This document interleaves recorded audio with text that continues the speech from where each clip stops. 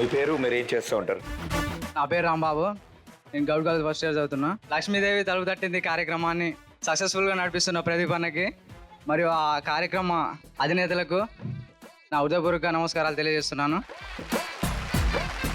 అక్కకి ఆరోగ్యం బాగాలేదని తెలుసుకొని మన లక్ష్మీదేవి తలుపు తట్టిన షో ఇంత ఆదరణ చూపిస్తుందనంటే మనం చాలా గర్వకారణంగా ఫీల్ అవ్వాలి. ఈ షోని చూడడానికి వచ్చి ఇంత సక్సెస్ఫుల్ చేసిన ఈ ప్రేక్షకులందరికీ నా హృదయపూర్వక ధన్యవాదాలు తెలియజేస్తున్నాను. ఇలాగే షోని కంటిన్యూ చేస్తూ ఇంకా సక్సెస్ఫుల్గా అన్ని టౌన్లలో సక్సెస్ఫుల్గా నడిపించాలని నేను కోరుకుంటున్నాను. నా పేరు గణేష్. లక్ష్మీదేవి తలుపు తట్టింది అనే ప్రోగ్రాం ఎంతోమంది పేదల జీవితాల్లో వెలుగులు నింపుతుంది. ఇలాంటి ప్రోగ్రామ్స్ మరెన్నో చేయాలని ప్రదీప్ అన్నని కోరుకుంటున్నాను. ఇలానే ఈ ప్రోగ్రామ్ సక్సెస్ఫుల్గా రన్ కావాలని కోరుకుంటున్నాను. I'm very thankful to you Pradeep sir and Zee Telugu channel for give me this opportunity. Thank you. Yes, అంటే ఈ ఏజ్లో మీరు ముందుకు వచ్చి ఇంకో ఫ్యామిలీ కోసం కష్టపడ్డారు అండ్ సపోర్ట్ చేశారు, మీ వంతు సహకారం అందించారు.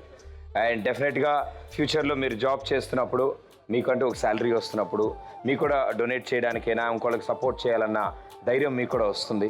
సో ఆ పొజిషన్కి తప్పకుండా మీరు వెళ్ళాలి అండ్ బాగా సంపాదించాలి, మంచి ఉద్యోగం చేయాలని కోరుకుంటున్నాను నేను. All the best, good luck. Claps go on. మీరు చదవడం కాకుండా ఇంకేమైనా స్పెషల్ టాలెంట్స్? డైలాగ్స్ అన్న. వెరీ గుడ్, చెప్పు. అయిన వాళ్ళకు కష్టం వస్తే అరగంట లేటుగా వస్తానేమో, ఏ ఆడపిల్లకు కష్టం వచ్చినా అరక్షణము ముందే ఉంటా.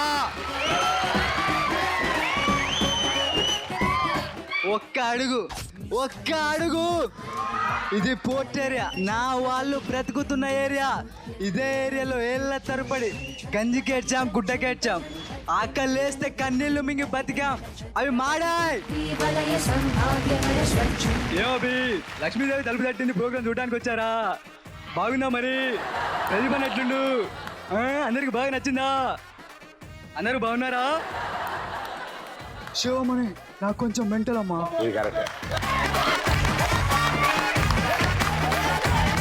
మీరు వీలైతే ప్రేమిద్దాం డ్యూట్, పోయేదేముంది, మహా అయితే తిరిగి ప్రేమిస్తారు.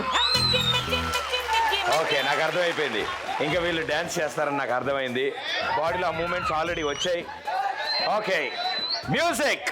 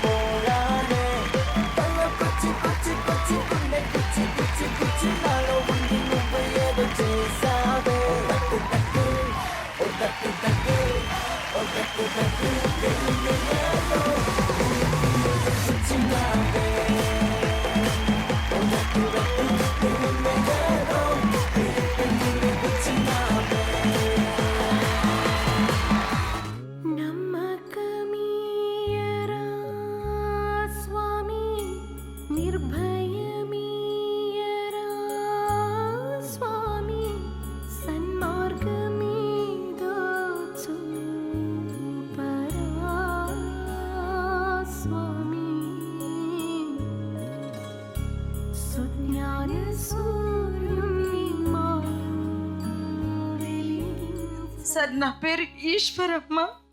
4 సంవత్సరాల కిందట నాకు పెళ్ళయింది సార్.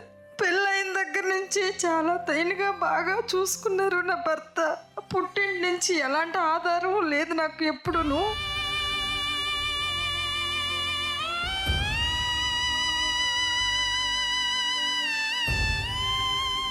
వాళ్ళ భర్త పెళ్లిపేటల మీద మా అన్నగారు వదిలేసి వెళ్ళిపోయినారు. నన్ను చాలా బాగా చూసుకున్నారు సార్ నన్ను.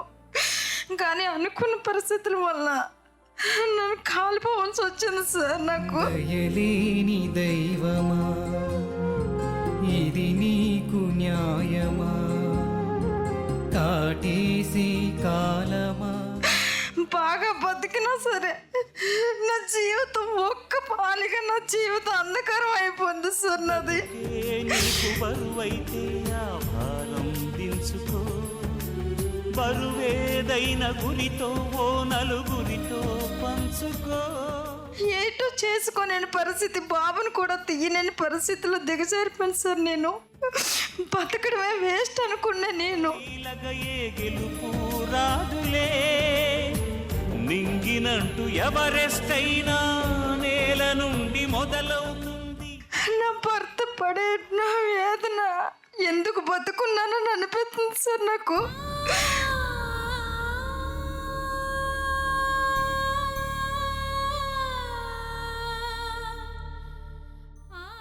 కానీ నా భర్త నాకు చాలా ధైర్యం చెప్పి నన్ను నిలబడుతున్నాడు సార్ నన్ను. కానీ అతనికి ఎలాంటి ఆదాయం లేక చాలా కష్టపడుతున్నాడు సార్ నాకు.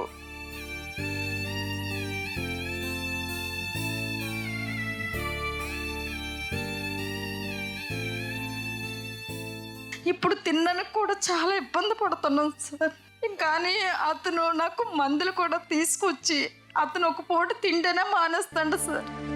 ఆకలి మంటల సెగలు మూగ జీవుల మౌన బాసలు బతుకు బాటలో ఉదయం ఏదో టీ ఏదో తింటూ ఒక 2 ఇడ్లీ తింటాడు సార్. రాత్రికి వచ్చి భోజనం చేస్తాడు సార్. ఇంకో ఇప్పుడు మధ్యాహ్నం ఒక్క పూట కూడా తిండు సార్. ఆశలు పేదవాడి గాథ కథలు చెప్పలేని బ్రతుకు వెతలు ఎప్పుడు తిండు సార్. అందువల్ల అతనికి ఆ కళ్ళు పాడైపోయింది సార్. ఎరుపు వచ్చేసి డాక్టర్ల దగ్గరికి వెళ్ళాం సార్. ఇతనికి కూడా వెళ్తే కళ్ళ ఎరుపులు తగ్గాలంటే నువ్వు టైం మీద తిని నీ ఆరోగ్యం గురించి చూసుకోమన్నారు సార్. కానీ నేనున్న పరిస్థితిలో అతను చూపించుకునే అవకాశం లేదు సార్ అతనికి. ఎవరో ఎవరో నేనెవరు, నువ్వే లేని నేనెవరు, నన్నే నేడు గుర్తిస్తారా? మీరంటూ ఏమైనా అవకాశం కల్పిస్తే నన్ను చాలా బాగా చూసుకుంటాడు సార్ నాకు. ఇప్పుడున్న పరిస్థితులు బాగుపడాలంటే, ఇప్పుడున్న మీకున్న కష్టాలు కొనైనా తీరాలంటే మీకేం కావాలని కోరుకుంటున్నారు? మీకు ఏం చేస్తే ఇతనికి ఏదైనా ఉపాధి కల్పిస్తే సార్ మేము కొన్ని కష్టాలైనా వడ్డెక్కగలం సార్. మేము సరే, ప్రస్తుతం మీరు ఆటో నడుపుతున్నారు. మీకు వచ్చే ఆదాయంలో అద్దె అవన్నీ కట్టేశాక మీ జేబులో రోజుకి ఎంత మిగులుతాయండి? కనీసం 250, 300 నుంచి ఎక్కువ మిగులు సార్. రోజుకి 300 మిగులు. అవును సార్. ఆ 300లోని మందులు కానీ ఇంట్లో భోజనం కానీ ఇది కూడా మధ్యాహ్నం పూట ఏమైనా తినకపోతే. సో ఇప్పుడు మీరు ఆటో నడిపే అలవాటు ఉంది కాబట్టి సొంత ఆటో మీకుంటే మీకు అద్దె కట్టే అవసరం ఉండదు, ఇంకొన్ని ఎక్కువ డబ్బులు మిగులుతాను. అవును సార్. ఆటో నుంచి వచ్చే మొత్తం ఆదాయం మీకే వెళ్తుంది. ఇవిడికి ఏ మెడిసిన్స్ కొనడానికి మరి ఆపరేషన్లు కూడా చేయాలి సార్. ఆ విధంగానే ఏమన్నా నాకు అవకాశం ఉంటుందని అనుకుంటున్నాను. అది కూడా ఒక 5 నెలల నుంచి వడ్డీ కట్టలేకపోయింది సార్. ఆటోకి దొరకరు. అది కూడా ఒకరు వచ్చి నమ్మ చేసాం కూడా జరిగింది సార్. ఇలాగున్న టైంలో ఇతను లేగా చూసి అది నరం తన్నేసింది సార్. ఇది ఉన్న కాడికి ఇప్పటికొచ్చి మీరు వడ్డీ కట్టలేదని. సో ఈరోజు బొబ్బిలి ప్రేక్షకులు అందరూ ఇక్కడ ఉన్నారు. మేమంతా కలిసి మా వంతు ప్రయత్నంగా మీకు అంటూ సొంతంగా ఒక కొత్త ఆటో ఉండేలా మేము ప్రయత్నిస్తాం సార్. ఇలా కూర్చో. ఇంతే నా రాతంటూ శోకం నా చుట్టమంటూ ప్రతి నిమిషం శూన్యం వైపే చూస్తావా? ఎన్నాళ్ళీ కష్టమంటూ అడిగే నీ ప్రశ్న ముందు చిరునవ్వుతో లక్ష్మీదేవి నిలుచా.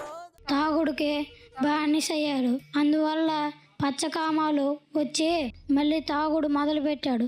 అందువలన చచ్చిపోయారు.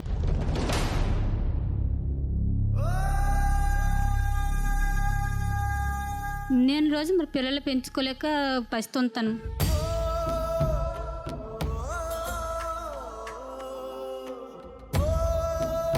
మిమ్మల్ని అందరినీ పలకరించడానికి ఓ సూపర్ స్టార్ రాబోతున్నాడు.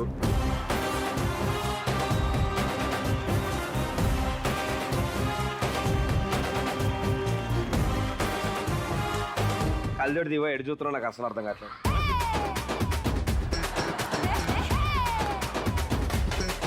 నీ ఊరొచ్చా, నీ ఇంటికొచ్చా, నీ నెత్తికొచ్చా, దొంగలే రాలే, దొల్ల వచ్చా ఒక్కొక్కసేనా.